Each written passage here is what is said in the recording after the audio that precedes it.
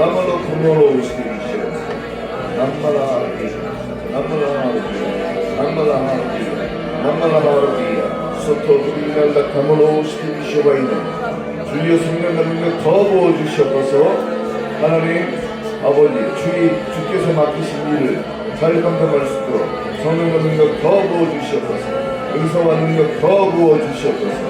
Yalla Carlos de Vishubain de Naspe, Justo Boy Shitarugina, La Carlos de Vite, Namala Haste, Victor Mohovina, Yalla Carlos de Vina.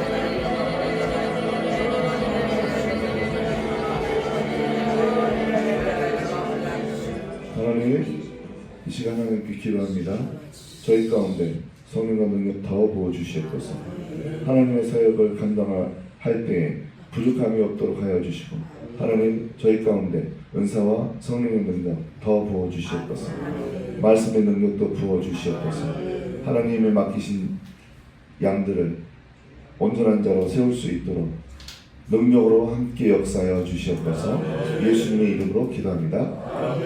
먼저 골로새서 1장 24절에서 29절 말씀 보겠습니다. 골로새서 1장 24절에서 29절 말씀 교독 한번 하겠습니다.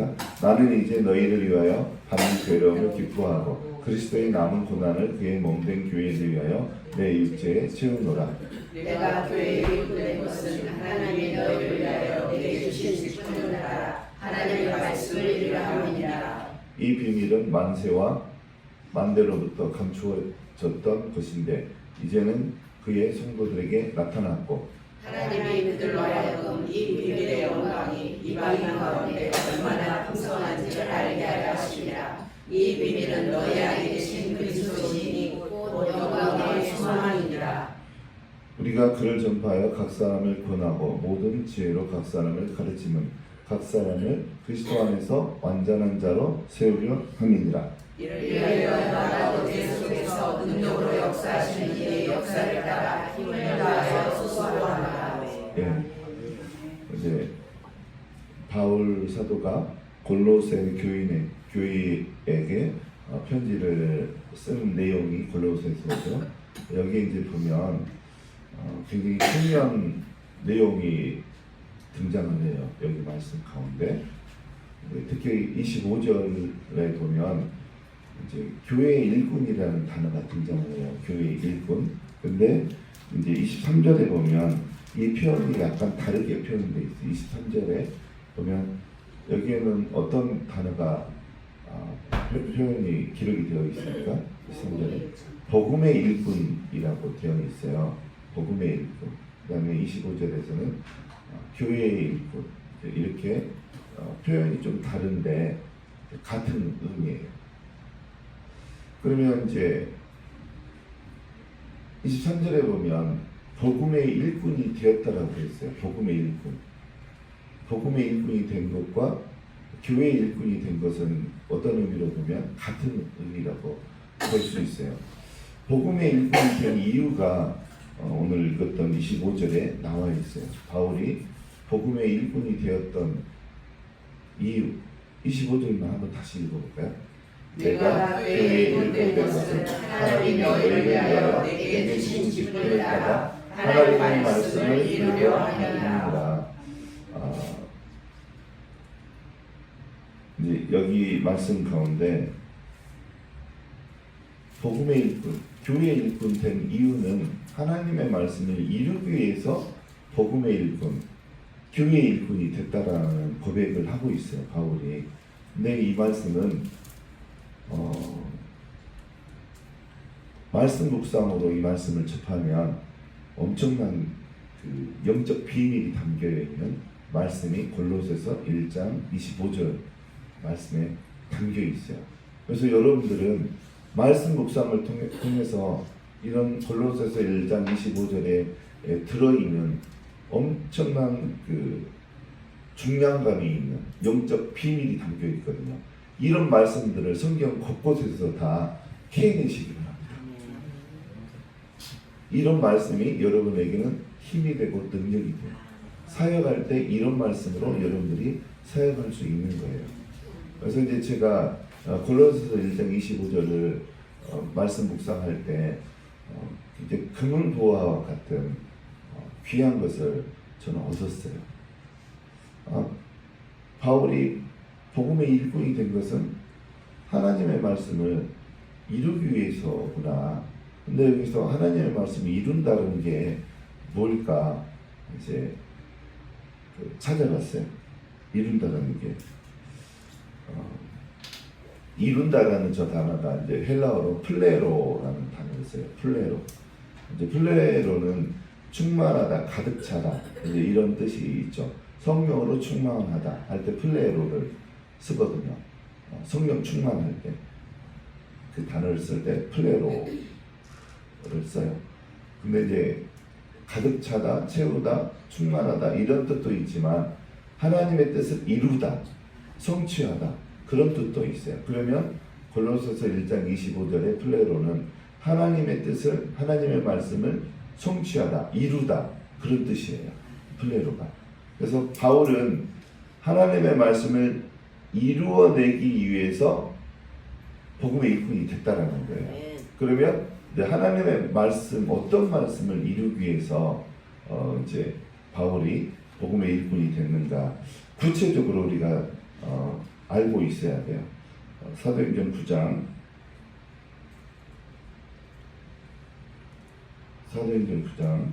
예 나와요. 그러면 바울은 도대체 어떤 하나님의 말씀을 이루기 위해서 복음의 일꾼이 되고 교회의 일꾼이 됐는가? 구체적으로는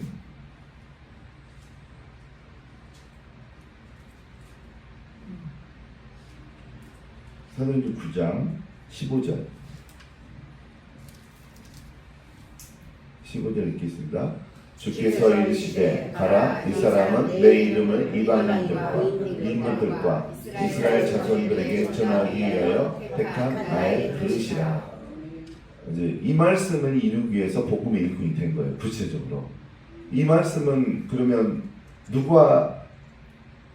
누구를 통해서 누구에게 한 말씀입니까? 이게 누가 누구를 통해서 누구에게 한 말씀입니까? 하나님께서 아나니아를 통해 바울에게 주신 예언의 말씀이에요. 예언의 말씀. 예언의 내용이 15절이죠. 근데 이때까지만 해도 바울은 전혀 자신의 직분, 하나님이 자신을 어떻게 쓸지를 전혀 모르고 있었던 상태죠. 그냥 자기 생각에 예수를 믿는 이단들을 때려잡는 것, 그게 하나님의 뜻이고 자신의 본분이라고 생각을 했죠. 자기 생각에. 그래서 때로는 우리가 갖고 있는 생각이 틀릴 경우도 많아요. 틀릴 경우도. 하나님으로부터 확인이 돼야 돼요. 우리가 갖고 있는 생각들도 때로는. 그래서 그렇게 하는 게 되게 바람직하고 한 번은 그렇게 해야 돼요. 여러분들이 갖고 있는 생각들, 계획들, 이게 하나님께로부터 나왔나 확인을 한 번씩은 해봐야 돼요. 그래서 이제 아나니아라는 예수님의 제자를 통해서 하나님이 예언의 말씀을 9장 방금 읽었던 15절에 그렇게 되죠. 그래서 바울의 그 사역의 어떤 형태는 이방인들에게 또 이방의 임금들에게 또 이스라엘 자손들에게 복음을 전하는 하나님의 택하신 그릇인 거죠. 하나님의 도구인 거죠. 그것을 명확하게 알았기 때문에 바울은 이렇게 예루살렘에만 있지 않고 선교여행을 가감하게 몇 차에 걸쳐서 이렇게 다니게 되죠. 그래서 결국은 이제 끝에는 로마에 가서 이제 황제에게 복음을 전하다가 이제 생을 마감하는 그런 일들을 했죠. 그래서 복음의 일꾼이 된 이유가 하나님의 말씀을 성취하기 위해서 아나니아라는 예수님의 제자를 통해서 주어진 하나님의 예언의 말씀을 이루기 위해서 평생 주군을 무릅쓰고 사역을 했고 그 중간중간에는 돌로 맞는 그런 사건도 경험을 하면서 그렇게 하나님의 일을 이루어낸 거죠. 그러면 여러분들은 왜 목회자가 되셨습니까? 왜 목회자가 되셨습니까? 되신 이유가 뭡니까? 어떤 분들은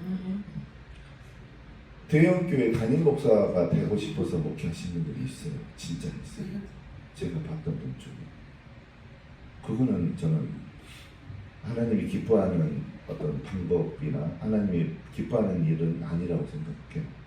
최소한 하나님의 말씀을 이루기 위해서 나는 목회자가 됐다. 여러분은 왜 목회자가 되셨습니까? 저는 하나님의 말씀을 이루기 위해서 목회자가 된 거예요. 저는 이제 뭐죠? 자원병이 아니에요. 군인으로 따지면 자원병이 아니에요. 징집병이에요. 저는 초등학교 1학년 때 이제 저희 반에 이제 여러분들도 마찬가지지만 초등학교 1, 2학년 때는 이제 동네에서 아이들하고 놀 때 여자, 남자 구분 않고 같이 몰려다니면서 놀잖아요. 그래서 초등학교 1학년 때 저희 반에 이제 같이 잘 놀러 다니는 아이들이 있었어요. 근데 그 중에 한 명이 이제 목사님 딸이 있어요.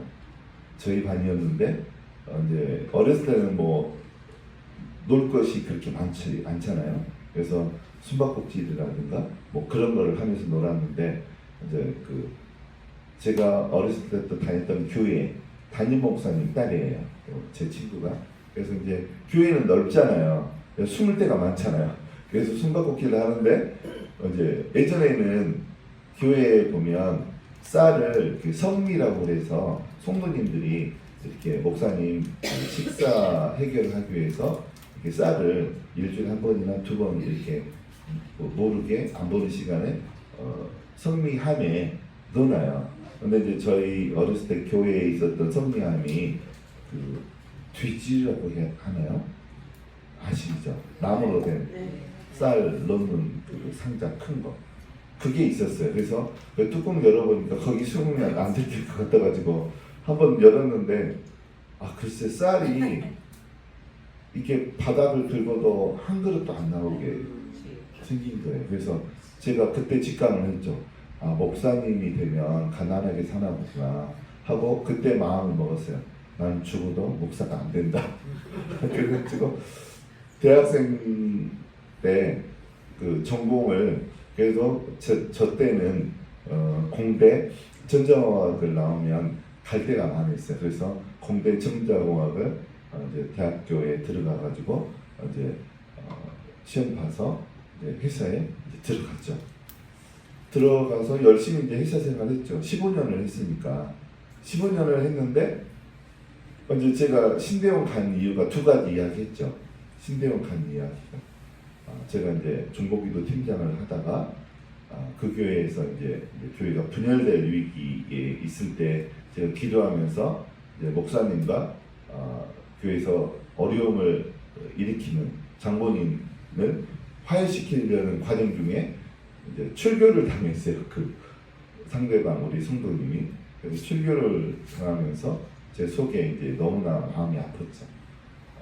이제 제가 그때 이제 예언 기도를 통해서 아내랑 같이 그 문제를 일으켰던 분을 그 주에 목사님한테 가서 무릎 꿇고 용서를 빌라고 예언 기도 가운데 예언한 가운데 끝에 부분에 그렇게 합의를 했거든요. 그 형제님하고.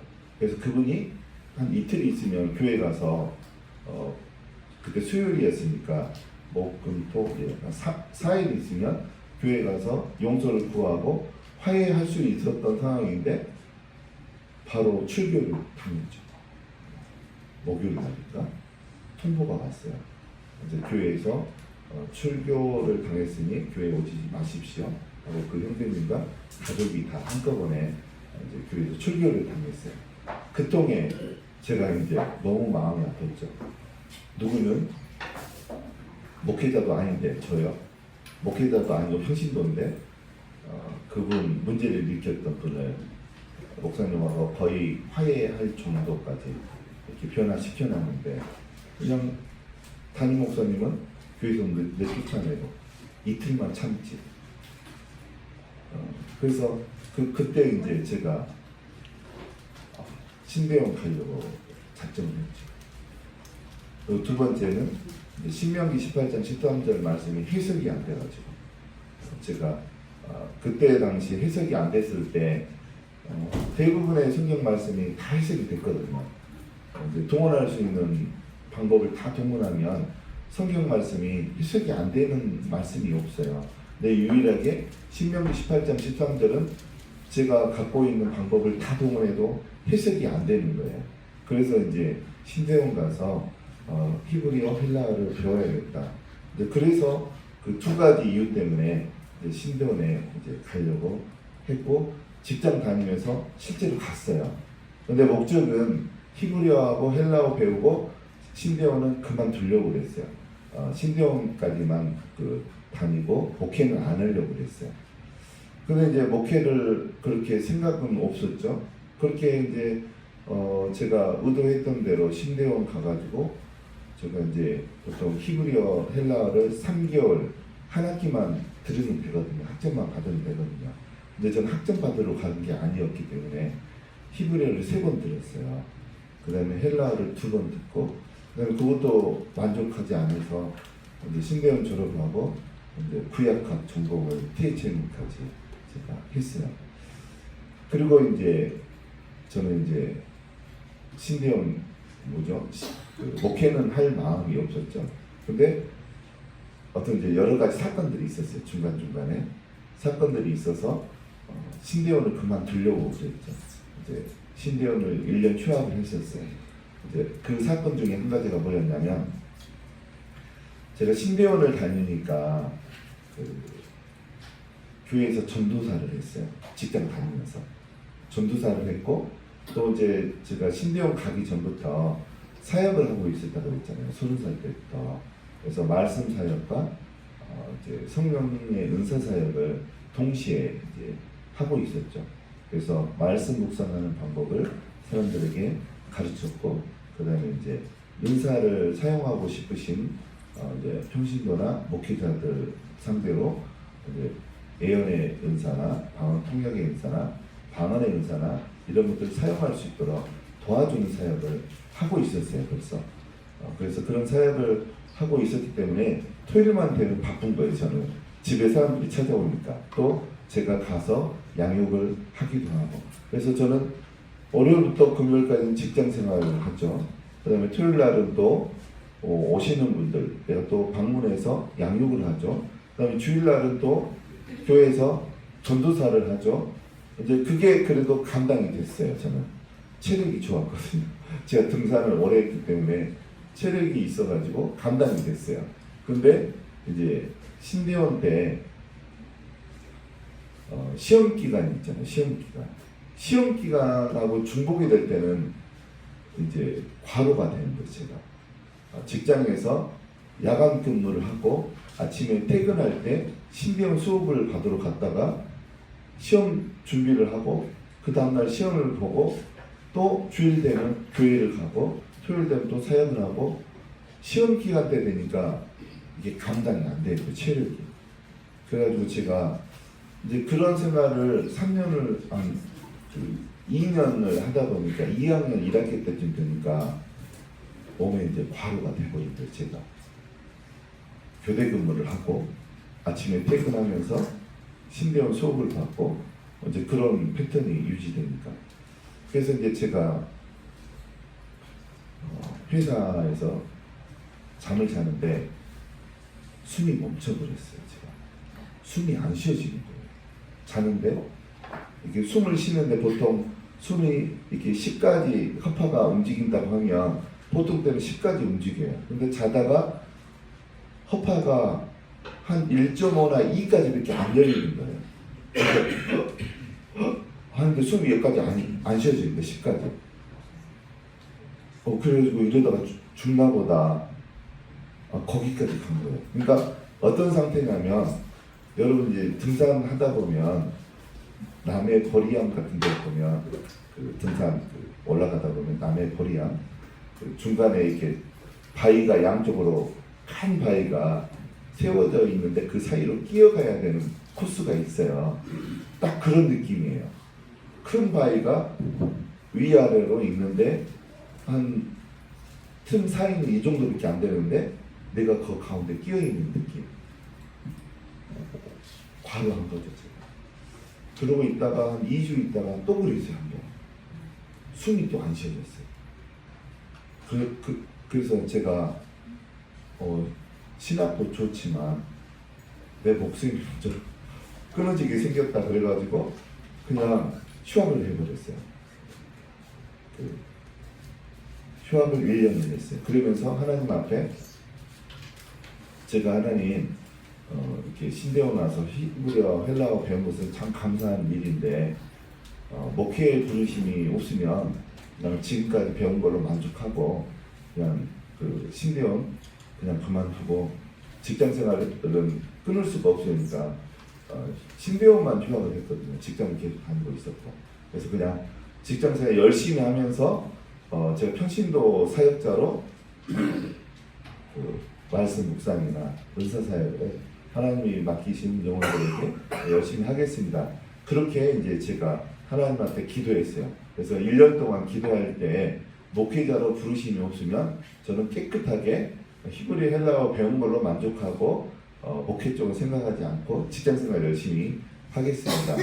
그게 이제 직장생활 15년 됐을 때였어요.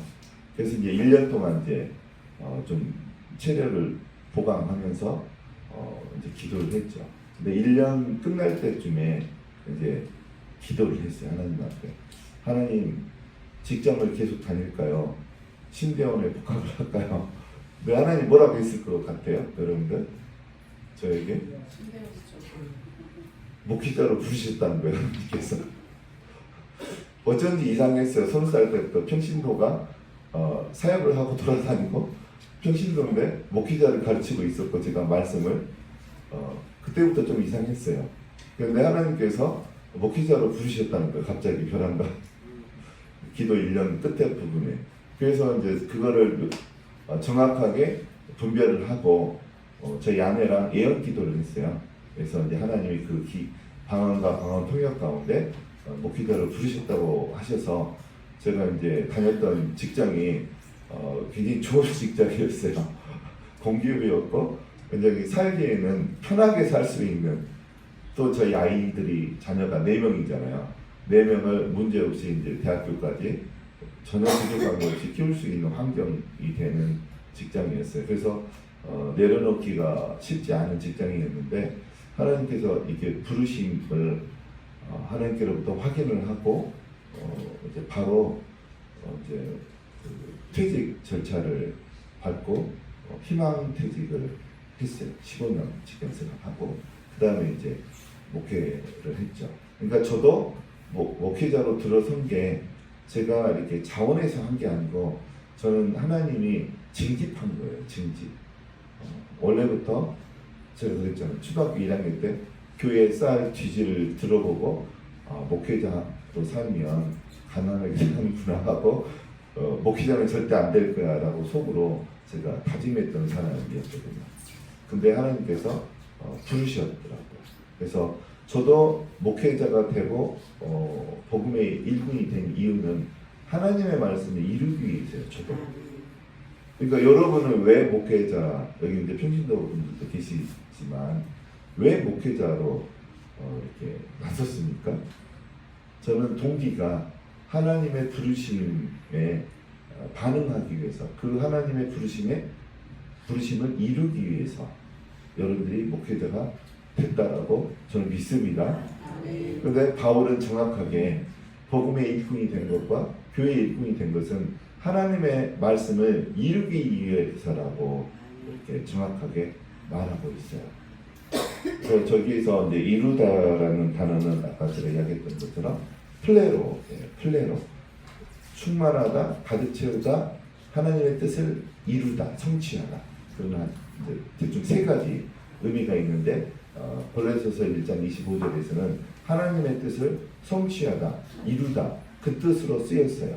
그래서 근데 이게 얼마나 중요하냐면 제가 골로새서 1장 25절 말씀을 읽으면서 한 번에 오랫동안 해결이 안 되고 해석이 안 되었던 성경에 나에게 있어서는 난제가 풀리는 날이었어요. 어떤 난제가 저에게 있었냐면 해석이 안 되는 거예요. 왜 하나님께서는 사랑의 하나님이라고 하나님의 속성을 우리가 알고 있는데 출애굽한 이스라엘 백성들이 성경에 보면 20세 이상 남자들만 무기를 들 수 있는 남자들만 60만 명이었잖아요.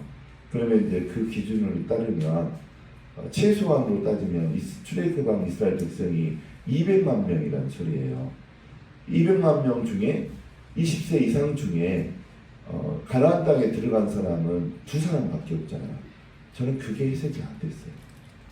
하나님의 속성 중에 가장 이게 두드러지게 우리가 말할 수 있는 하나님의 속성은 사랑의 하나님이시잖아요. 하나님께서는 사랑의 하나님이신데 이스라엘 백성들이 잘못했다고 2사람만 빼고 그 다음에 20세 이하 아이들만 가나안 땅에 들여보내시는 분이 과연 하나님께서 사랑의 하나님이신가? 그게 해석이 안 됐어요. 저는. 왜 그러셨을까? 조금 봐주시지. 그러잖아요. 출애굽까지 시켰는데 조금 봐주시지. 가나안 땅에 아예 못 들어가게 하셨나? 더군다나 누구까지 못 들어갔습니까? 여러분 모세가 누굽니까? 하나님의 얼굴을 대면해서 만났던 분이잖아요. 지금으로 따지면 모세만큼 깊은 영성을 가졌던 분은 지구상에 없어요. 모세를 뛰어넘는 영성을 가지신 분은 없어요. 뭐 한국에 굉장히 유명했던 목사님들은 비교 대상이 안 돼요. 모세와 따져보면 능력과 어떤 그 기적과 이런 부분을 따져도 하나님과 깊은 교제를 따져도 모세를 못 따라가거든요. 근데 그렇게 훌륭했던 모세조차도 가나안 땅에 못 들어갔잖아요. 저는 그게 해석이 안 됐어요. 근데 골로새서 1장 25절을 통해서 해석이 됐어요. 그리고 또 한 군데 말씀 또 볼까요? 창세기 1장 3절 4절 읽겠습니다. 하나님이 이르시되 빛이 있으라 하시니 빛이 있었고 빛이 하나님 보시기에 좋았더라. 하나님이 빛과 어둠을 나누사. 그 다음에 9절 10절 읽겠습니다. 방금 이게 첫째 날이죠. 9절 10절 하나님이 이르시되 천하의 물이 한 곳으로 모이고 묻이 드러나라 하시니 그대로 되니라. 하나님이 묻을 땅이라 부르시고 모인 물을 바다라 부르시니 하나님이 보시기에 좋았더라.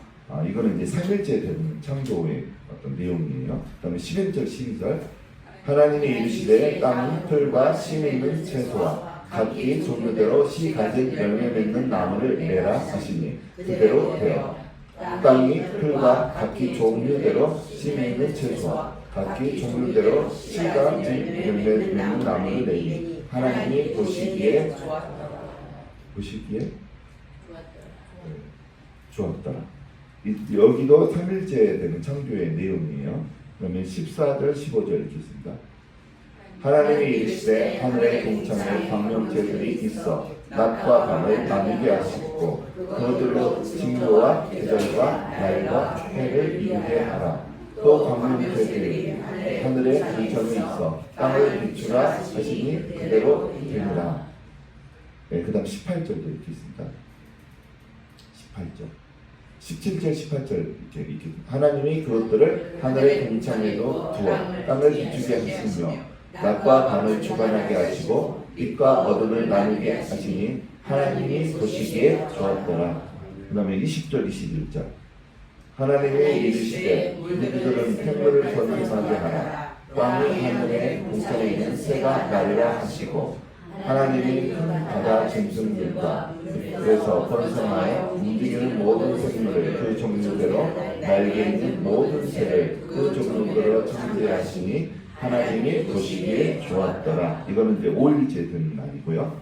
그 다음에 24절 25절 하나님이 이르시되 땅은 생물을 그 종류로 내되 가축과 기는 것과 땅의 짐승을 종류대로 내라 하시니 그대로 되리라. 하나님이 땅의 짐승을 그 종류대로 가축을 그 종류대로 땅에 기는 모든 것을 그 종류대로 만드시니 하나님이 보시기에 좋았더라. 이거는 이제 6일째 되던 날 창조한 내용이고요. 그 다음에 29절, 31절, 29절에서 31절까지 하나님이 이르시되 내가 온 지면에 씨 맺는 모든 채소와 씨 가진 열매 맺는 모든 나무를 너희에게 주노니 너희의 먹을 거리가 되리라. 또 땅의 모든 짐승과 하늘의 모든 새와 생명이 있어 땅에 기는 모든 것에게는 내가 모든 푸른 풀을 먹을 거리로 주노라 하시니 그대로 되리라. 하나님이 지으신 그 모든 것을 보시기에 심히 좋았더라. 저녁이 되고 아침이 되니 이는 여섯째 날이니라. 제가 성경에서 해석이 안 되면 저는 해석이 될 때까지 포기를 안 하거든요. 여러분들 하나님의 종들이 하나님께 쓰일 때 이제 여러 가지 항목들이 있지만 대표적으로 두 가지 항목을 보시고 하나님이 쓰세요. 첫 번째는 영적 지구력이 있으셔야 돼요. 하다가 환경이 안 되고 힘이 들면 포기하는 거는 지구력이 없다라고 그래요. 근데 하나님이 일단 뜻을 주시고 원하시면 또 본인이 어떤 것이 알고 싶으면 중간에 포기하지 않고 알아낼 때까지 끝까지 밀어붙이는 거, 그게 이제 지구력이에요. 지구력이 있는 것들을 하나님이 쓰세요. 그 다음에 집요함이 또 있어야 돼요. 두 번째는 집요함. 수단과 방법을 가리지 않고 찾아내셔야 돼요. 알아내셔야 돼요. 그래서 이제 제가 오랫동안 계속 그 질문을 하는 거죠. 하나님한테. 하나님 모세처럼 훌륭한 하나님의 종인데 왜 가나안 땅에 들여보내지 않으셨습니까? 여호수아와 갈렙만 두 사람만 20대 이상에서는 들어갔고 나머지 20세 이상 출애굽한 어른들은 왜 이스라엘 땅에 가나안 땅에 들어가지 못하게 하셨습니까? 왜입니까? 저는 계속 질문을 했어요. 그 질문은 한 10년 이상 했던 것 같아요. 계속. 근데 실마리가 골로새서 1장 25절에서 실마리가 잡혔고 완전 해석된 게 창세기 1장을 통해서 완전히 해석이 됐어요. 그래서 이제 제가 이 창세기 1장도 보니까 올해였죠. 올해 3월달이었나요? 제가 부천 교회에서 설교할 때 이 내용을 했던 것 같아요. 그랬죠? 작년에 있나요?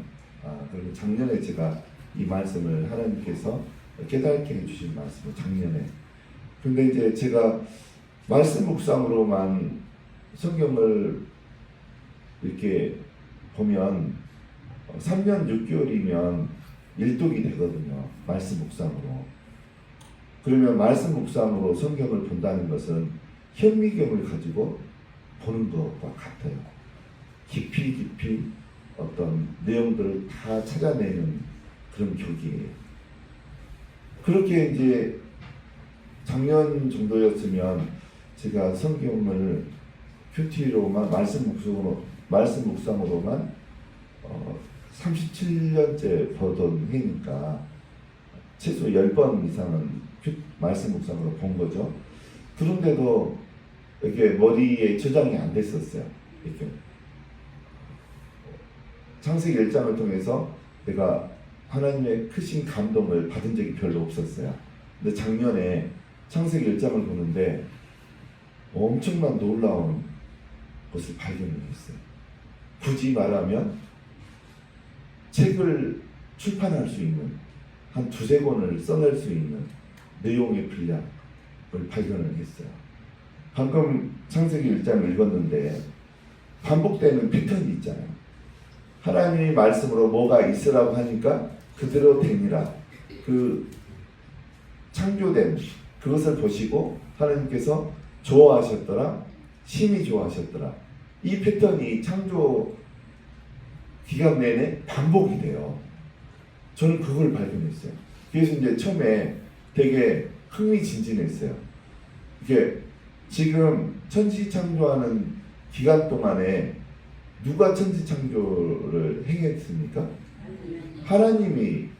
사람들이 없었잖아요. 이때는 하나님이 혼자 물론 삼위일체 하나님이시긴 하지만 하나님이 혼자 천지창조를 하고 있는 그런 과정을 창세기 1장에 기록해 놓은 거죠. 그러면 이제 저는 이제 창세기 1장을 보면서 되게 재밌었어요. 혼자 말을 했는데 말한 대로 이루어졌어요. 근데 이루어진 그것을 보시고 하나님께서 혼자 좋아하셨어요. 그래서 이걸 보면서 하나님은 혼자서도 소꿉놀이를 참 잘하시는 분이시구나. 혼자 이렇게 말씀하셔가지고 이루어진 것을 보시고 너무 혼자 좋아하시는 거예요. 그래서 이걸 통해서 하나님의 속성을 발견해냈어요. 그것도 창세기 1장에서. 그러니까 우리가 성경책에 보면 하나님의 속성에 대해서 많이 기록이 되어 있잖아요. 하나님은 사랑의 하나님이시고 인자가 많으신 분이시고 하나님은 또 뭐가 있으세요? 속성 중에 거룩하신 분이시고 은혜로우시고 지혜로우시고 속성이 있잖아요. 근데 성경에서 제일 먼저 등장하는 눈으로 드러나지 않지만 이게 겉으로 표면적으로 드러나지 않지만 하나님의 가장 중요하신 속성 중에 한 가지가 창세기 1장에 기록이 된 거예요. 그것을 제가 발견한 거예요. 혼자 말씀 묵상하다가 너무 놀라웠어요. 누가 돈을 엄청 많이 준 것보다 더 기뻤어요. 너무 배가 불렀어요. 이 말씀을 발견하고 난 다음에 무릎을 탁 쳤어요. 이거구나. 하나님의 성경에 등장하는 제1의 속성은 말씀이 이루어지는 것을 기뻐하신 하나님. 그게 하나님의 제1의 속성이세요. 하나님이 이것 때문에 여호수아와 갈렙만 가나안 땅에 인도하셨고 모세는 들이지 않았어요. 해석이 된 거예요. 이 말씀 때문에. 하나님은 말씀이 이루어지는 것을 굉장히 좋아하시는 거예요. 그러니까 하나님은 혼자서도 말씀을 해가지고 그게 창조되니까 창조된 해와 달을 보면서 식물들을 보면서 물고기들을 보면서 나무들을 보면서 짐승들을 보면서 그걸 보면서 좋아하시고 때로는 매우 좋아하시고 때로는 심히 좋아하시고 그러시는 거 혼자. 그래서 하나님의 제1의 속성은 말씀이 이루어지는 거. 하나님이 말씀했는데 그대로 되는 거. 그것을 하나님이 제일 좋아하세요. 살아내고자. 사도 바울은 그것을 안 거죠. 그래서 복음의 일꾼이 된 거예요. 하나님이 그것을 제일 좋아하신다는 것을 알기 때문에 저도 그것을 어렴풋하게는 안 거예요. 목회자로 부르셨다는 것을 확인하고 저는 정말 내려놓기 어려운 좀 직장이었어요. 너무 편한 직장이었고 또 연봉도 많이 줬거든요. 그래서 포기하기 어려웠던 직장이었는데 하나님의 말씀이었고 하나님이 그걸 원하셨기 때문에 저는 과감하게 15년 다녔던 직장을 내려놓고 그냥 기약이 없는 목회자의 길로 제가 초등학교 1학년 때 그렇게 하고 싶지 않았다. 쌀 뒷집에 쌀이 한 그릇도 안 나는 그런 목회자 길로 들어선 거죠. 그래서 이제 민수기 14장 볼까요? 24절. 민수기 14장 24절.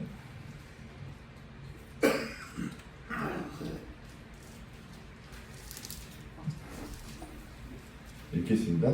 그러나 내종 사울은 그 마음이 그들과 달라서 나를 온전히 따랐으므로 그가 갔던 땅도 내가 그를 인도하여 드리니 그 그의 자손이 그 땅을 차지하리라. 아멘. 여러분들 이 말씀은 통독을 200번, 300번 해도 무슨 뜻인지 잘 알기가 어려워요. 근데 이 말씀은 말씀 묵상하면 엄청난 금은부활을, 영적 금은부활을 캐낼 수 있는 귀적이에요. 특별히 언어 성경을 통한 말씀 묵상을 하면 엄청난 내용이 여기서 나와요.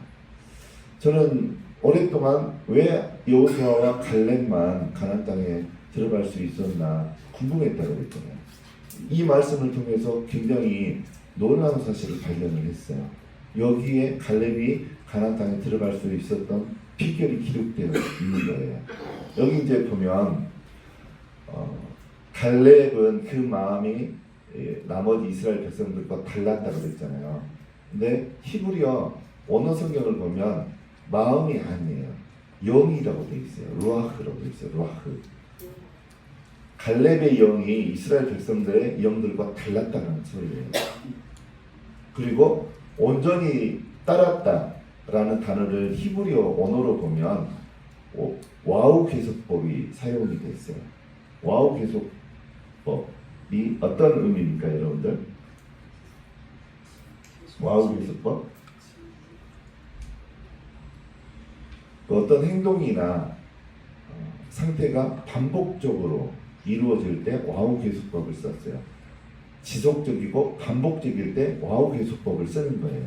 그러니까 갈렙이 하나님을 온전히 따른 게 한 번만, 두 번만 그런 게 아니고 그게 습관이 돼서 계속 그런 삶을 살았다는 거예요.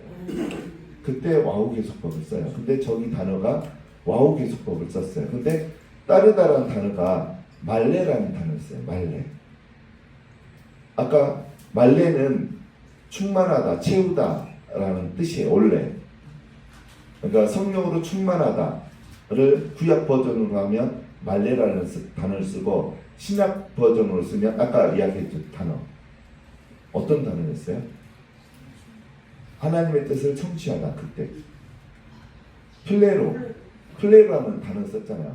그러니까 같은 의미예요. 같은 의미. 채우다, 충만하다, 하나님의 뜻을 채우다, 성취하다. 그런 뜻이에요. 말레가. 근데 갈렙은 하나님을 온전히 따랐다라고 그랬잖아요. 온전히 따랐다라는 것은 한 두세 가지로 번역을 할 수 있는 거죠. 계속적으로 하나님으로 충만했다. 계속적으로 하나님의 말씀으로 충만했다. 또 하나님의 말씀을 성취한 사람이다. 그렇게 볼 수 있는 거예요. 말레의 뜻이. 근데 와우 계속법이 있기 때문에 줄곧 그런 삶을 살았다는 의미예요. 갈렙은. 한 번만 그런 게 아니고. 그러니까 여기 민수기 14장 24절에 또 보면 창세기 1장과 이게 연결이 되는 거예요. 갈렙의 삶이 하나님의 말씀을 온전히 성취하는데 관심이 있었던 사람이고 줄곧 그런 삶을 살았구나.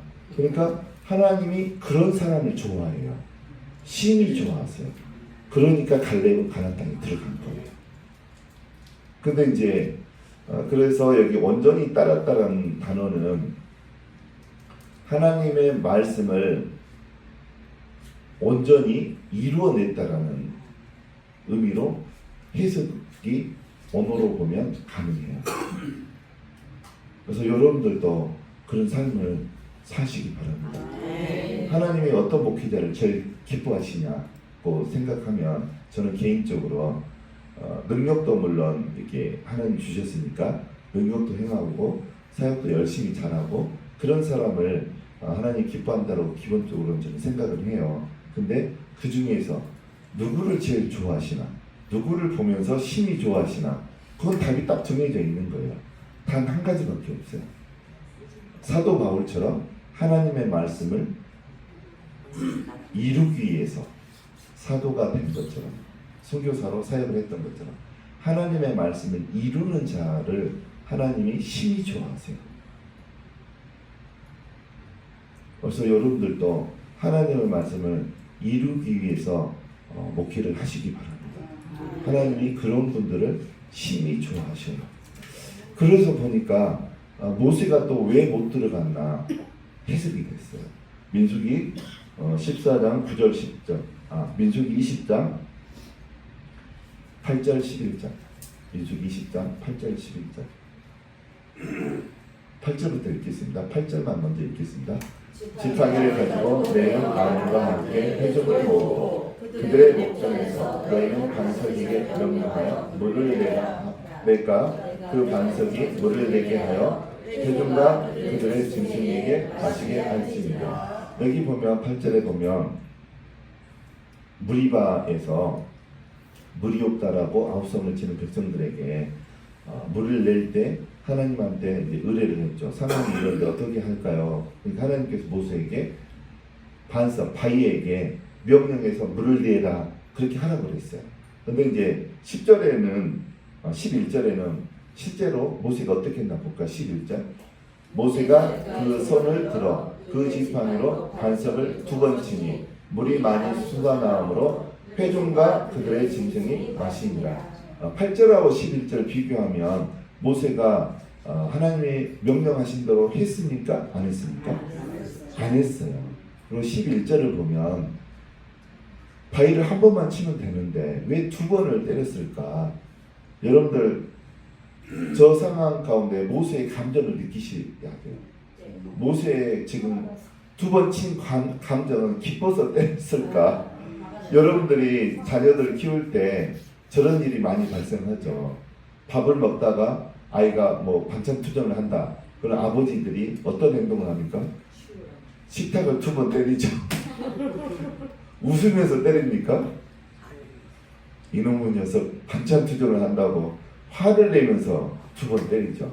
그러니까 11절에서 모세의 감정은 화가 난 감정 상태에서 지팡이로 바위를 2번 친 거예요. 그래서 모세가 2가지 때문에 가나안에 못 들어간 거죠. 성경에 다 나와요. 무엇과 무엇입니까? 하나님의 말씀대로 하지 않았고, 2번째는 하나님의 거룩함을 나타내지 않았기 때문에 모세조차도 그 엄청난 영성을 소유했던 모세조차도 가나안 땅에 못 들어간 거예요. 이걸 보면서 우리는 어떤 마음을 가져야 되냐면 그 엄청나게 하나님께 쓰임을 받았던 모세조차도 가나안 땅에 못 들어갔어요. 물론 천국에는 갔죠. 천국에는 가셨지만 모세조차도 약속 땅에 못 들어가는 거예요. 그러면 우리 모든 목회자들과 선교사님들과 평신도들은 두렵고 떨리는 마음 가져야 돼요. 여러분들의 영성이 모세만큼 따라갑니까? 모세조차도 가나안 땅에 못 들어갔어요. 자만하면 안 돼요. 나 정도면 뭐 되겠지. 그런 마음 절대 가질 필요 없어요. 한순간에 실수로 못 들어간다는 거죠. 그래서 우리는 겸손해야 돼요. 그래서 여기 민수기 20장 8절 11절에 보면 우리가 뭐를 발견할 수 있냐면 그렇게 엄청난 영성을 소유했던 모세이지만 결국 가나안 땅에 못 들어간 거는 2가지죠. 하나님은 바위에게 명령해서 물을 내라고 그랬는데 자기 화를 주체하지 못해서 지팡이로 바위를 때렸어요. 말씀대로 순종하지 않은 거죠. 그래서 말씀을 하나님이 했는데 그대로 이루어내지 못한 거죠. 자기 감정이 들어간 사이에. 그래서 모세는 가나안 땅에 못 들어간 거예요. 그래서 하나님의 말씀을 이루어내는 게 엄청나게 중요합니다, 여러분. 하나님의 말씀을 이루어내는 거. 그래서 이제 저는 이제 신앙생활을 5살 때부터, 저는 모태 신앙은 아니에요. 5살 때부터 하면서 제가 여러 가지 또 뭐 소형교회, 중형교회, 개척교회, 또 대형교회도 이제 있어봤지만 또 여러 가지 신앙의 일들을 경험을 했지만 그 중에서 저는 가장 귀한 거, 내가 하나님 앞에서 가장 잘했다라고 고백할 수 있는 거 한 가지는 말씀 묵상을 한 것이 저는 가장 내세울 만한 것이에요. 근데 지금 보니까 여러분들 제가 대학교 1학년 때부터 말씀 묵상을 했거든요. 근데 지금 보니까 너무 어처구니가 없는 거예요. 그때는 대학교 1학년 때는 얼마나 놀러 다니기 바빠요. 놀러 다니는데 이렇게 그 취미가 있고 굉장히 찾아서 다니기 바쁘고 집에는 잘 안 있고 책상에 앉아 있기는 어려운 그 대학교 1학년 때 말씀 묵상을 했다는 게 내가 한 것이 아니에요, 보니까. 그래서 내가 그것을 대학교 1학년 때부터 책상에 앉아가지고 말씀 묵상을 했다는 게 이게 해석이 안 되는 거예요. 무슨 정신으로 했나. 제가 이렇게 바깥으로 다니는 걸 너무 좋아하거든요. 그래서 특히 등산을 좋아하고 낚시를 좋아하고 이렇게 밖에 나가 있는 것을 좋아하는 사람인데 어떻게 성경책을 손에 붙들고 하고 있었나를 보니까 제가 한 게 아니었던 거예요. 하나님이 그렇게 인도하심이 있었던 거더라고요. 그래서 너무 감사를 하나님께 했죠, 저는. 제가 한 게 아닌 거죠. 하나님이 하신 거죠. 그래서 하나님의 말씀을 이루어내는 사람을 하나님이 좋아하시고 가장 좋아하셔요. 모든 목회 가운데 많은 목회자가 있지만 저는 기본적으로 하나님의 말씀을 이루어내는 목회자를 하나님께서는 좋아하시고 매우 좋아하시고 심히 좋아하실 줄로 성경대로 믿습니다. 근데 제가 방금 이야기했던 것처럼 여러 가지 사역을 제가 경험을 했고 여러 군데 여러 형태의 교회에 있어봤지만 하나님의 이 기준, 하나님의 말씀을 이루어내는 데 있어서는 한 가지가 중요해요. 여러분들 악한 영들이 귀신들이 나타났을 때 예수님한테 무슨 표현을 합니까? 나를 괴롭게 마소서. 당신은 누구라고 합니까? 하나님의 아들이십니다. 라는 고백을 해요. 그러면 우리가 성경에 나온 것처럼 예수님이 주이신 것을 고백하면 다 구원을 받고 천국에 간다고 되어 있잖아요.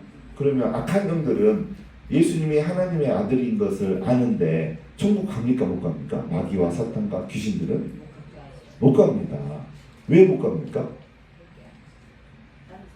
딱 한 가지 때문에 못 가요. 여러분들 교회 안에 성도들이 많잖아요. 예수님이 하나님의 아들이시고 하나님이시고 만왕의 왕이시고 우리의 주인이신 것을 다 알아요. 교회 안에 들어와 있는 사람은. 근데 그들이 다 천국에 갑니까? 다 천국에 안 가요. 그러면 악한 놈들도 가야죠. 다 알아요. 악한 놈들도 그거를 고백해요. 당신은 하나님의 아들이라고. 악한 놈들이. 근데 못 가잖아요. 천국에. 왜 못 갑니까? 말씀에 순종하지 않아요. 말씀에 순종하지 않기 때문에 안 가는 거고, 그들의 주인은 예수님이 아니에요. 그들의 주인은 누굽니까? 사탄이 주인이에요. 그래서 못 가는 거예요. 그래서 우리들도 여러분 교회 안에 성도들이 다 100% 구원을 받을 수 있을까 심각하게 고민을 하셔야 돼요. 그래서 여러분 교회 안에 있는 분들 먼저 다 구원케 만들어야 돼요. 확인을 하셔야 돼요. 예수님이 주이신 것처럼 살고 있는가, 말씀에 순종하고 있는가, 그걸 체크하셔야 돼요. 그렇게 못하고 있으면 데리고 와가지고 강제로라도 그렇게 만들어야 돼요. 근데 하나님의 말씀대로 사는데 가장 좋은 방법은 말씀 묵상이에요. 말씀 묵상. 말씀 묵상 자체, 말씀 묵상의 목적은 하나님의 말씀을 내 삶에서 살아내는 게 말씀 묵상의 목적이에요.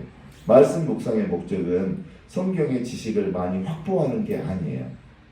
내 속에 성경의 여러 가지 정보들, 지식들을 저장하는 게 말씀 묵상의 목적이 아니에요. 시편 1편에서는 뭐라고 합니까? 복 있는 사람은 주야로 말씀을 묵상하고 그 안에 있는 것을 다 지켜 행하는 자가 복 있는 자라고 돼 있어요. 그래서 말씀 묵상의 목적은 다 지켜서 행하는 거예요. 성경 말씀은.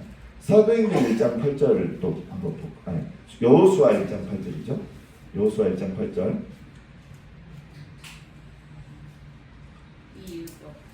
같이 읽겠습니다. 이 율법책을 내 입에서 떠나지 말게 하며 주야로 그것을 묵상하여 그 안에 기록된 대로 다 지켜 행하라. 그리하면 내 길이 평탄하게 될 것이며 내가 형통하리라. 여러분들 여호수아가 이 말씀에 순종하는 삶을 살았을까요? 못 살았을까요? 여호수아 살았어요. 여호수아와 갈렙만 이렇게 살았어요. 그래서 여호수아도 가나안 땅, 약속의 땅에 들어갈 수 있었던 거예요. 하나님이 말씀하신 말씀들을 다 지켜서 행했어요. 그래서 가나안 땅으로 들어갈 수 있었던 거죠. 그래서 우리가 기본적으로 목회자고 선교사고 또 평신도 사역을 하실 수 있는 분들만 여기에 와 있다라고 저는 생각을 해요. 그런데 가장 중요한 것은 하나님의 속성을 통해서 우리가 알아내야 돼요. 하나님의 성경에 등장하는 제1의 속성은 말씀이 이루어지는 것을 좋아하시는 하나님. 그게 제1의 하나님의 속성이고 창세기 1장에 기록된 하나님의 속성이에요. 그러면 우리가 그대로 살아야 되는 거죠. 그래서 보면 하나님과 동행해서 죽지 않고 산채로 하나님께 간 사람이 누굽니까? 에녹과 엘리야. 그렇죠. 에녹이 어떻게 살았습니까? 성경에 기록된 게 짧잖아요. 내용이. 하나님과 동행했다라고 되어 있어요. 동행했다라는 게 뭡니까? 히브리 언어로 보면 하나님 얼굴 앞에서 걸어가다, 가다 오다, 행하다 그런 뜻이에요. 언어로 보면. 그러니까 하나님을 염두에 두고 하나님이 나를 쳐다본다라는 생각을 가지고 그 상태에서 살아낸 것을 동행하다라고 그래요. 언어적으로 해석하면. 그리고 또 그거를 다른 그 표현으로 하면 하나님 앞에서 하나님의 말씀을 지켜서 살아낸 것이다라고 이렇게 해석을 할 수가 있는 거죠. 그래서 보면 그렇게 살았던 인물들이 하나님께서 인도함을 받고 또 에녹과 엘리야 같은 경우는 그렇게 살아있는 상태로 하나님께 들림을 받고 또 가나안 땅에 들어갔고 그랬다는 거예요. 근데 제가 지난주에 말씀 묵상하는 방법 4가지를 설명을 해줬잖아요. 왜 설명을 해줬냐면 가장 중요하기 때문이에요. 은사 하나 더 개발하는 것보다 예언을 여러분들이 사용하는 것보다 더 중요한 것은 여러분의 인생 가운데 삶 가운데서 여러분에게 들려지는 말씀을 여러분들이 그대로 살아내고 이루어내는 것이 더 중요하기 때문에 제가 그렇게 할 수 있는 방법이 말씀 묵상이고 저는 그 말씀 묵상을 5가지로 한다고 그랬잖아요. 그래서 지난주에 그래서 말씀 묵상하는 방법 5가지를 자세하게 제가 설명을 해드렸던 거예요. 그래서 그렇게 하면 말씀 묵상은 무엇과 같냐면 여러분들이 이제 저도 예전에 그랬지만 이제 자격증을 취득하기 위해서는 이제 기사 1급 자격증을 취득하기 위해서는 이제 학원을 다니잖아요. 집중적으로 이제 실기도 해야 되고 그러니까 이론과 실기를 다 하기 위해서 학원에 가는데 이제 강사 선생님들이 무엇을 가지고 가르칩니까? 교재를 가지고 가르치잖아요. 교재. 그러면 본인이 쓴 교재로 하시는 분들도 있고 다른 선생님들이 써놓은 교재를 가지고 강의를 할 때가 있어요. 그러면 비교해 보면 어떤 게 더 좋습니까? 본인이 쓴 책을 가지고 이렇게 직강을 하는 게 훨씬 이해가 더 쉬워요. 왜 쉽냐면 비하인드 스토리까지 이야기해 주거든요. 재미있는 이거를 쓸 때 어떠해서 썼다, 내가 어떤 상태에서 썼다 그런 이야기까지 듣잖아요. 근데 그냥 일반 강사하면 그런 이야기 없잖아요. 재미가 떨어지잖아요. 재미가 없잖아요. 마찬가지예요. 여러분들 성경을 배울 때 어떤 먼저 깨달은 분들에게 성경을 배울 수가 있어요. 성경 공부나 어떤 강의나 집회를 통해서.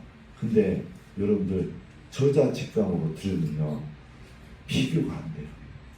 성경의 저자가 누구입니까? 성령 하나님이시잖아요. 성령 하나님한테 직접 말씀 묵상의 시간을 통해서 성경 하나하나를 어떤 감정으로 쓰셨나, 어떤 의도를 쓰셨나? 이 말씀은 무슨 뜻인가? 그거를 성령님으로부터 직접 들은다고 생각해 보세요. 달라요.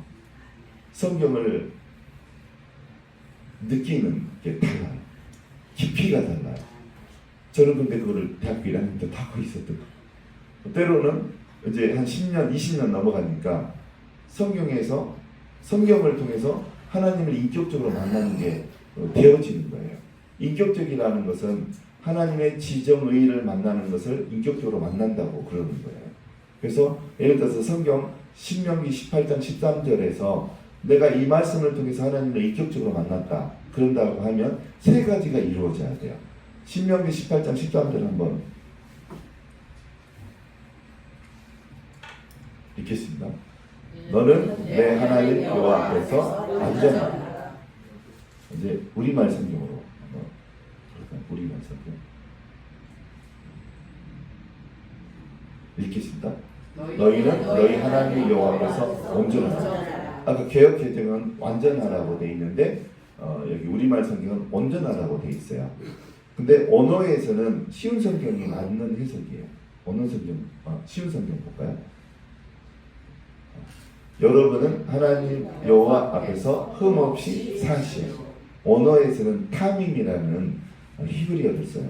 타밈은 여러 가지 뜻이 있어요. 근데 85%는 흠이 없다라고 쓰여요. 성경을 창세기부터 말라기까지 타밈을 다 뒤져보면 85%가 흠이 없다라는 뜻이고 나머지 한 10%가 또 다른 뜻으로 쓰여요. 온전한, 완전한 이런 뜻으로 한 10%가 쓰이고 또 나머지 한 5%가 다른 뜻으로 쓰여요. 그래서 원래 그 신명기 18장 13절에서 하나님을 인격적으로 만날 때 제일 첫 번째 하나님의 지성을 만나야 돼요. 그러면 지는 뭡니까? 이 말씀이 무슨 뜻인지 아는 것이 하나님의 지성을, 하나님의 지를 만났다라고 하는 거예요. 알지죠, 알지. 근데 대부분의 목회자들과 평신도들은, 선교사님들은 이 말씀이 뭔지 몰라요. 개역개정으로 다시 띄워보시면 신명기 18장 13절을 대부분 무슨 말인지 잘 몰라요, 사람들이. 저는 이걸 해석하려고 5년 걸렸어요, 5년. 이것 때문에 제가 신대원 간 거예요. 해석이 안 돼가지고. 그래서 많은 사람들이 이 성경 말씀을 무슨 뜻인지 해석이 안 된 상태에서 하나님을 인격적으로 만났다고 할 수가 있을까요? 하나님의 지 부분도 만나지 못한 건데 하나님을 인격적으로 만났다고 할 수는 없는 거죠. 신명기 18장 13절에서 그 뜻을 먼저 알아야 되니까. 그래서 이제 아까 골로새서 1장 24절 25절부터 아까 처음에 띄웠던 말씀 가볼까요? 쭉 이제 보면 좀 더 내려가 볼까요? 더 내려볼까요? 네. 28절 읽겠습니다. 우리가 그를 전파하여 각 사람을 권하고 모든 죄로 각 사람을 가르치고 각 사람을 그리스도 안에서 완전한 상속으로 세우려 하니. 여러분들 저의 목회의 제일 첫 번째 목표는 뭐냐면 우리 교회 성도들을 완전한 자로, 온전한 자로 세우는 것이 저 목회의 첫 번째 목적이에요. 목표예요. 그러면 지금 바울도 신명기 18장 13절 말씀을 알고 있다는 소리예요. 그러면 성도들을 온전한 사람, 완전한 사람으로 세우려면 온전한 것이 뭐고 완전한 게 뭐고를 알아야 되잖아요. 근데 제가 이것 때문에 신대원 가가지고 히브리어 헬라어를 여기 3번씩 2번씩 또 구약학 전공까지 하면서 알아낸 거는 흠이 없는 것을 말해요. 흠이 없는 것, 온전한 것, 완전한 것은 흠이 없는 것을 말해요. 그러면 이거를 더 잘 설명해 주는 말씀이 데살로니가전서 5장 23절이에요. 여러분들도 성도들을 온전한 자로 세우는 게 목회의, 선교의 제1순위가 되시기를 주님의 이름으로 축원드립니다. 읽겠습니다. 4절 5장 23절 평강의 하나님이 친히 너희를 온전히 거룩하게 하시고 또 너희의 온 영과 혼과 몸이 우리 주 예수 그리스도께서 강림하실 때 흠없게 보존되기를 원하노라. 아까 바울이 골로새서 1장 28절에 하나님의 백성들을 완전한 자로 세우기 위해서 그렇게 다니면서 성령의 능력으로 사역을 했다는 고백을 하잖아요. 온전한 자의 뜻을 제일 성경에서 잘 설명해 줄 규절이 사도전 5장 23절이에요. 여기에 보면 뭐라고 되어 있냐면 온 영과 혼과 몸이 우리 주 예수 그리스도께서 강림하실 때 흠없게 보존되기를 원하노라고 되어 있어요. 그러니까 어떤 사람이 온전한 사람이냐면 우리 사람은 영과 혼과 육으로 이루어져 있잖아요. 어떤 사람 안에 그 사람 안에 영과 혼과 육 가운데 있는 흠들이 치유되어져서 보존되어 있는 사람을 온전한 사람이라고 해요. 완전한 사람이라고 해요. 여기 분명히 영과 혼과 몸에 흠이 있다라고 돼 있어요. 성경에. 그래서 그거를 치유받은 상태가 보존되어 있는 사람. 그리고 이거는 예수님께서 재림하실 때 이 일이 벌어져요. 심판대 앞에 서게 되면 여러분뿐만 아니라 여러분의 교회 교인들이 예수님 앞에 심판대에 서서 온전한 사람이 됐는지 안 됐는지 다 예수님으로부터 분별을 받아야 돼요. 예수님께로부터 심판을 받아야 돼요. 그래서 저도 신앙의 제1의 목적이 내가 온전한 사람이 되는 게 저는 목표예요. 저는 진짜 거짓말 하지 않고 대형 교회가 저 목회의 목적이 아니에요. 저는 그런 싸구려와 영성을 갖고 있지 않아요. 그냥 저의 신앙의 목적은 내가 하나님 앞에 섰을 때, 예수님 앞에 섰을 때 온전한 사람이 됐는가 안 됐는가, 예수님 앞에 설 때까지 저는 그것을 멈출 마음이 없어요.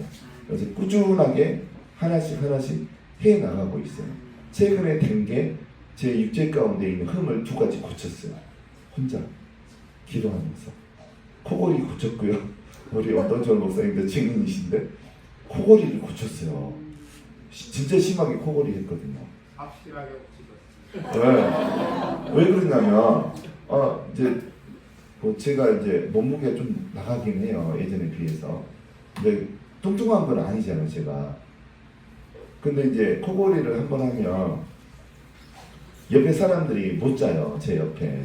그래서 제가 이제 기쁨의 교회 협력사역자여가지고 원래 4층에 남자 숙소가 따로 있어요. 근데 좀 좁아요. 그래도 한 20명, 한 25명까지 잘 수 있어요. 근데 내가 거기서 잔다고 하면 한 명도 못 자버려요. 저 때문에. 원동철 목사님, 나는 못 들었으니까 제 코 고는 소리를. 원동철 목사님 피우는 거는 탱크가 지나가는 소리가 난대요. 여러분 탱크 지나가는 소리 들어보셨습니까? 엄청 커요. 근데 그 소리가 난대요. 그러니까는 이제 못 자는 거죠. 그래서 제가 주로 5층에서 자요. 5층은 넓어요. 그리고 제가 협력사역자잖아요. 제가 코를 골아도 누가 감히 깨우는 사람이 없어요. 그래서 5층에서 주로 자는데 미안한 거예요. 이게 제가 잘 때는 분명히 자거든요. 아침에 일어나면 이쪽에 2분 없고 이쪽에 2분 없는 거여서 물어봐요. 자다가 어디 가셨어요? 하니까 도저히 못 자가지고 저녁 못 자가지고 새벽에 사우나실을 갔대요. 송내역에 있는 사우나 있잖아요. 그래서 미안한 거예요. 그래가지고 제가 한 번은 너무 미안하길래 그 호텔 라운지 세븐 있잖아요. 혼자 가서 잔 적도 있어요. 남한테 피해 안 주려고. 그런 적도 있는데, 그래서 제가 이제 머리 쓴 게 원동철 목사님이 좀 빨리 오시거든요. 그래서 제 구석자리를 좀 잡아주라 그랬어요. 그래서 이제 제가 구석에 자고 그 제 옆자리에서 원동철 목사님 주무시자 그랬어요. 다른 사람들 피해를 좀 덜 주려고. 그래서 또 옆에는 또 아는 분 좀 이렇게 섭외해서 일단 두 겹으로 방음막을 세우면 좀 더 덜 미안하니까. 근데 이제 계속 그렇게 살 수는 없잖아요. 나아질 수는 없고. 그리고 또 저번에 어디 이제 협력사역자 ST를 갔는데 방에 한 5명씩 탔어요. 근데 한 목사님이 아침에 일어났더니만 심각한 얼굴로 저에게 그러는데, 목사님은 심각하고 당장 이비인후과 가래요. 무호흡이 있는데 시간을 재봤대요. 1분 25초를 숨을 안 쉬더래요. 제가. 그러니까 불안해서 못 자겠다는 거예요. 이게 숨이 안 쉬어지니까 저러다가 숨이 넘어갈 것 같아가지고 잠을 못 잤대요. 새벽 내내 그 목사님도. 그래서 이비인후과를 가라고 해가지고 그 다음 있는 성회 때는 너무 내가 민폐를 끼치는 것 같아가지고 호텔에서 잤어요. 혼자 가가지고. 그런데 계속 그럴 수는 없고, 또 이제 뭐가 문제냐면 저희 아들들이 둘이 있어요. 쌍둥이인데 27살인데 키가 커요. 저만 하는데 날씬해요. 그 아이들은 뭐 68kg 그래요. 키가 175쯤 되는데, 근데 그 아이들도 저처럼 호골이가 심해요. 호골이가 심한데 우리 작은 아들은 저보다 더 심한 것 같아요. 근데 저는 걱정이에요. 아직 결혼 안 했거든요. 근데 결혼을 하면 저도 지금 어떤 상태냐면 신혼 때는 너무 서로 이쁘고 좋고 하니까 붙어 자잖아요. 그래서 자다가도 어디 도망갈까봐 얼굴 만져보고 도망갈까봐. 근데 요즘에는 자다가 얼굴 만지면 어느 순간부터는 발가락이 만져져요. 왜 그럴까요? 아내가 도저히 제 코골이 소리가 너무 커가지고 거꾸로 잔 지가 몇 년 됐어요 지금. 그래도 저는 너무 고마운 거죠. 각방을 안 쓴 거가 너무 감사한 거죠. 근데 저희 아들들을 보니까 결혼하자마자 각방 쓰게 될 정도로 심각한 거예요, 코골이가. 그래서 저만 그러면 좀 참고 어떻게 하겠는데 아들들이 결혼하게 되면 이혼할 것 같은 느낌이 드는 거예요. 코골이 때문에. 싸워서 그런 게 아니고 코골이 때문에 이혼하면 이건 말이 안 되는 거잖아요. 그래서 이제 제가 아까 서두에 어떤 사람을 하나님 쓰신다고 그랬나요? 지구력이 뛰어난 사람과 집요함이 있는 사람. 여러분도 집요함을 가지시기 바랍니다. 특히 영과 혼과 육의, 몸은 육이잖아요. 육체. 육에 있는 흠들을 발견해내는 데는 집요함이 필요해요. 집요함. 그래서 제가 그 집요함을 통원해서 이제 저녁에 와가지고 기도를 한 거예요. 아내랑. 하나님, 내가 이렇게 해가지고 우리 아들들도 결혼해봤자 이혼할 것 같고, 저도 이제 도저히 호텔에 돈이 많으면 호텔에 맨날 자는데 갈 때마다 호텔에 갈 그런 경제적인 그 상황도 아니고, 하나님, 내가 왜 코골이가 이렇게 심해야 됩니까? 물어봤어요. 하나님한테. 방언과 방언 통역이. 그랬더니만 하나님께서 한 번도 들어보지 못한 말을 하시는 거예요. 그거는 우리 할머니 집안에서 오랫동안 제사 지냈던 제사 받아만 영들이 그렇게 했다는 거예요. 그래서 그 소리를 듣고 할머니 집안을 대신해서 제가 통곡을 하면서 회개를 했어요. 잘못했다라고 하나님 앞에 통곡을 하면서 깊은 회개를 했어요. 그럴 때 이제 말라기 3장에 보면 2절에 보면 성령님께서 그의 성전에 임하실 때 금을 연단하는 불처럼 또 뭐처럼 또 임하신다고 그랬나요? 표백한 자의 잿물처럼 임한다고 그랬어요. 그 잿물이 히브리어로 보면 비눗물이 많아요. 비눗. 그래서 성령님이 우리한테 임하면 어떤 사람들은 불을 느껴요. 불. 성령님이 그렇게 오신다고 그랬으니까 불을 느껴요. 그 다음에 어떤 사람들은 잿물을 느껴요. 비눗물을 느껴요. 저는 성령이 임하실 때 주로 잿물을 느꼈어요. 기쁨의 교회 갔을 때. 저는 협력사역자들이 안수하고 다닐 때 불을 느낀 적은 별로 없어요. 근데 잿물을 느꼈기 때문에 어떤 현상이 일어났을까요? 여러분들 비눗물 먹어보신 적 있으십니까? 저는 이제 어렸을 때부터 이과 기질이 타고났나 봐요. 저는 만져보고 체험하지 않으면 잘 안 믿는 스타일이에요. 그래서 이제 어렸을 때 한 5, 6살 때 보니까 화장실에 보니까 보통 비누 이렇게 손 씻고 나면 올려놓으면 밑에 컵에 물이 떨어지면서 뽀얀 물이 이렇게 떠 있잖아요. 뽀얀 물이 이렇게 담겨 있잖아요, 컵에. 그래서 그때 보면 저기 우유 같기도 하고 밀키스 같기도 하고 암바사 같기도 하고 너무 먹음직스러운 거예요. 그래서 이 비누물 먹으면 어떤 맛일까 하고 벌컥 먹은 분들이 있어요. 어렸을 때. 그랬더니만 어떤 현상이 일어났을까요? 며칠 전에 먹은 것까지 다 토해냈어요. 그냥 가만히 있어도 막 구토가 올라오는 그 구토. 그래서 성령님이 임하실 때 어떤 분들은 불로 임하시기도 해요. 느낄 때. 저는 근데 주로 비눗물을 느꼈어요. 그래서 엄청난 구토가 일어나요. 저는 성령님이 임하시면.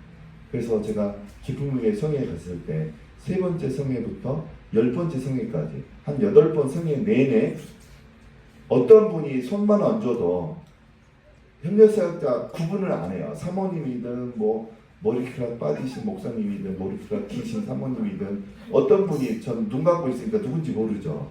손만 대면 구토가 올라왔어요. 다 토해냈어요. 그리고 영적 눈이 열렸어요. 영안이 열린 거죠. 그래서 영 속에, 혼 속에, 몸 속에 있는 흠들이 보이기 시작했어요. 여러분들, 우리 속에 있는 그 악한 영들이 흠이거든요. 그러면 혼 속에는 어떤 흠이 있을까요? 상처예요, 상처. 몸에는 어떤 것이 흠일까요? 질병이에요. 그래서 제가 이제 그날 코골이 때문에 기도했다가 할머니 집안에서 섬겼던 제사받은 명령이 그랬다는 거예요. 그래서 내가 일단은 깊은 회개를 하고 회개를 할 때 또 구토가 또 올라왔어요. 구토가 올라왔는데 제가 경험했던 구토 중에 가장 강력한 구토가 일어났었어요. 그리고 나서 코골이가 목사님 제가 그때 야전 성회 때 제 옆에 섰을 때 한 몇 프로가 사라진 것 같아요? 그리고 바로 앞전은 거의 한 10개 중에 한 7개 없어지고 한 3개 정도 남은 상황이고요. 그 전에는 한 70% 네. 상태였어요. 10개 중에 이제 무호흡은 그 기도하면서 바로 사라졌어요. 무호흡은 사라졌고 그 다음에 한 70% 정도 코골이가 줄어들었어요. 근데 최근에 제가 계속 기도를 더 했거든요. 그래서 지금은 한 1로 떨어졌어요. 1로. 10으로 보면 1로 떨어졌어요. 여러분들도 1 정도는 하잖아요. 그래서 1 정도로 떨어졌어요.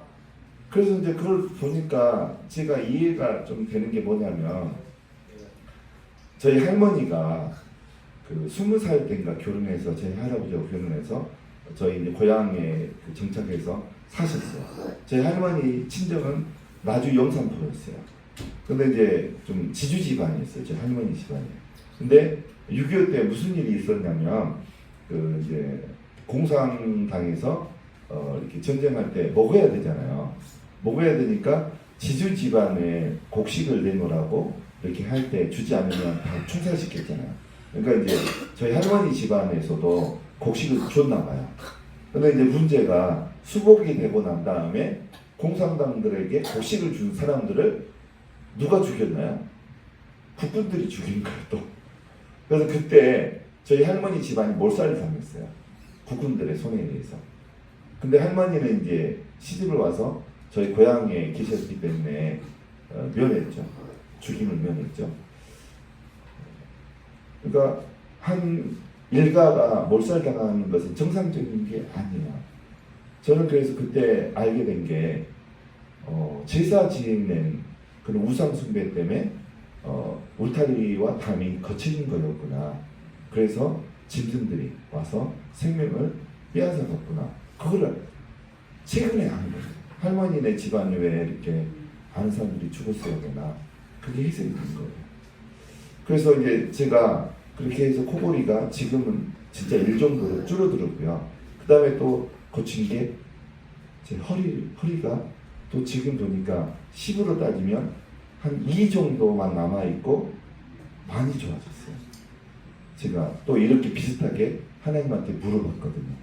하나님 나는 왜 허리가 이렇게 아파야 되냐고. 119에 2번 실려갔어요. 저희 큰형도 허리가 아파가지고 평생 너무 힘들어했어요. 큰형도. 그래서 우리 큰형과 나는 이렇게 허리가 아파야 됐습니까? 했을 때, 질문했을 때 하나님 또 이야기해 주셨어요. 그래서 그걸 또 회개하고 난 다음에 많이 좋아졌어요. 그래서 여러분들 영 속에, 혼 속에, 육체 가운데 여러분들도 다 흠이 있어요. 흠. 우리 속에 있는 영적인 흠이 성경적으로 보면 악한 영이에요. 그것들 다 분별해서 다 쫓아내야 돼요. 근데 그게 한두 마리만 있을까? 아니에요. 굉장히 많이 있어요, 우리 안에. 그 정보배 목사님은 자기 속에 악한 영을 몇 마리 쫓아냈다고 했습니까? 2억 마리 쫓아냈대요. 2억 마리. 제가 보기에 우리 안에도 우리 속에, 여러분 속에 한두 마리만 있는 게 아니에요, 여러분들. 그거 다 찾아내서 심판대 앞에 서기 전까지 다 쫓아내야 돼요. 우리가 해야 될 일이 그 일인 거예요. 그러면 악한 영만 우리 속에 있을까? 우리 속에는 혼도 있어요, 혼도. 혼은 마음과 정신과 의지와 무의식의 세계를 혼이라고 그래요. 감정의 세계. 우리의 감정이 자리 잡고 있는 장소. 그것을 혼이라고 그래요. 마음이라고도 하고. 우리 혼 속에도 흠이 너무 많아요, 여러분들. 대표적으로 그것을 상처나 한이라고 그래요. 상처나 한. 여러분들 신앙생활 하면서 여러분 혼 속에 있는 상처를 치유받으려고 얼마나 여러분들 시간과 노력을 쏟았습니까? 저는 10년을 수업료를 내고 배우러 다녔어요. 상처를 발견해서 치유받고 싶어가지고. 10년을 투자를 했어요. 돈도 많이 투자했죠. 수업료를 10년을 냈으니까. 저는 10년을 투자했어요. 상처 치유받고 싶었어요. 그래서 많은 부분 상처가 치유가 됐어요. 근데 대부분의 목사님들과 사모님들과 선교사님들과 평신도들은 여기에 관심이 없어요. 그러니까 아직 된 게 거의 없는 거예요. 할 일이 많은 거예요. 여러분들 왜 성경이 깊게 안 들어간지 아십니까? 말씀을 여러 번 통독을 하고 말씀 묵상을 해도 깊이 안 들어간 이유가 뭔지 아세요? 아버지 상처가 있어서 그래요. 아버지 상처 때문에 말씀이 안 들어가는 거예요. 여러분 안에. 그 다음에 또 왜 말씀이 깊이 안 들어갑니까? 4가지 바피에 의하면 새가 말씀을 다 물어가는 거예요. 다 뺏어가는 거예요. 싹이 나지 못하도록 다 싹둑싹둑 잘라먹는 거예요. 악한 놈들이. 그래서 말씀이 깊이 있게 들어가지 못하는 거예요. 그래서 여러분 안에 여기는 이제 벌써 상처 치유가 시작되신 분들이 많아요. 근데 아직까지 상처 치유에 관심도 없었고 개념이 없다라고 하면 데살로니가전서 5장 32절 말씀에 의해서 열심히 내시기 바랍니다. 집요함을 가지고 하나님 앞에 나가면 하나님이 다 이야기해 주세요. 여러분에게 그 끈질김이 없기 때문에 발견도 못하고 처리도 못하는 거죠. 치유도 못 받는 거죠. 근데 제가 경험상 해보니까 상처가 치유되는 만큼 영성이 더 깊어져요.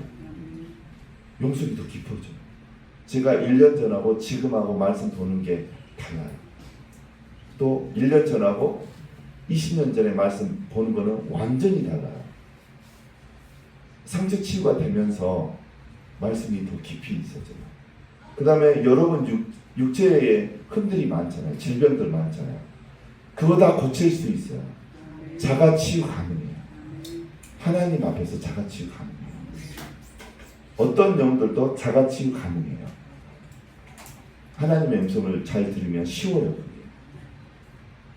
그래서 여러분들이 예수님 앞에 심판대 앞에 서기 전에 여러분의 영과 혼과 육체 가운데 흠이 치유가 된 상태가 온전한 자예요. 아까 바울도 그 고백을 했잖아요. 골로새서 1장 28절에. 다시 한번 봐볼까요? 우리가 28절 우리가 그를 전파하여 각 사람을 권하고 모든 지혜로 각 사람을 가르치는 각 사람을 그리스도 안에서 완전한 자로 세우려 합니다. 바울도 복음을 전하는 게 여러 가지의 이유가 있었지만 말씀을 이루기 위해서 사도가 된 거고, 그다음에 그 바울의 그 사역의 목적은 사람들을 그리스도 안에서 완전한 자로 세우기 위함인 거죠. 그래서 여러분도 먼저 여러분들이 여러분 안에 영과 혼과 육 가운데 있는 흠들, 상처들을 치유를 먼저 받으셔야 돼요. 그래서 저희 교회 토요일날 성회는 그 세 영역에 있는 흠들을 정확하게 분별해서 치유하는 게 목적인 거예요. 육체의 질병만 치유하는 게 아니에요. 하나님은 우리 영과 혼 안에 있는 흠까지 치유받기를 원하세요. 근데 우리 안에 있는 영들은 영적인 존재들이잖아요. 눈에 안 보여요. 근데 영적인 눈이 열린 사람은 눈에 보여요. 악한 영들은. 그래서 여러분들의 영적 눈이 다 열리시기를 바랍니다. 그래야지 여러분 속에 있는 영뿐만 아니라 여러분 주위에 있는 성도들의 악한 영들도 분별하고 쫓아낼 수 있는 거예요. 그 다음에 혼 속에 있는 상처도 때로는 눈에 보여요. 이렇게 안수기도 하면 알게 해주세요, 하나님께서.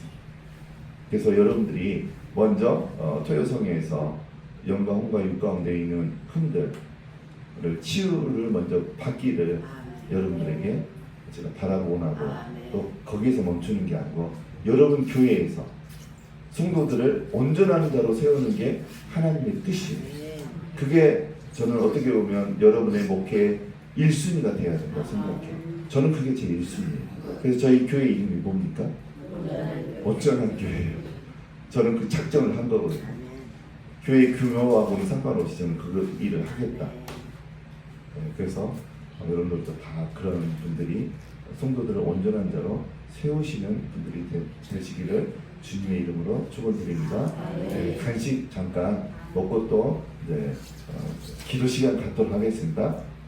간식 드시기 바랍니다. 기획하셔서.